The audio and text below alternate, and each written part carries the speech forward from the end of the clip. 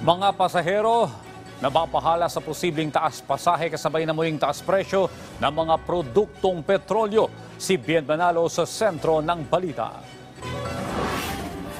Pagmamaneho ng jeepney ang pinagkakakitaan ni Joshua Bailon para matustusan ang kanyang pamilya na nasa Mindanao. Kumikita ng 500 hanggang 600 piso sa pamamasada kada araw si Joshua na sapat na aniya sa pang-araw-araw na gastusin. Pero dahil sa muling pagtaas ng presyo ng diesel, ay nababahala siya na baka raw maapektuhan ang kanyang kita. Iwasan naman kita namin dyan sa biyahe namin kasi nagmahal na yung diesel.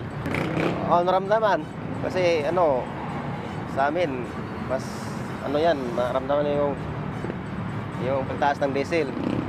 At least nga dagdag pang padala sa pamilya, bawasan.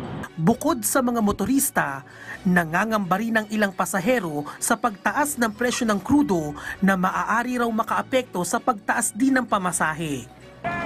Siyempre po natatakot din po kasi bilang estudyante po at commuter na nakagaya ko. Alam ko pong maraming estudyante na kagaya ko na araw-araw nagko-commute para makapasok sa eskwelahan. Siyempre po, nakakaapekto po ito sa aming araw-araw na baon na imbis po na mapupunta lang ito sa aming pagkain sa school or sa mga project po, nilalaan pa po namin yung ibang baon namin sa pamasahe po.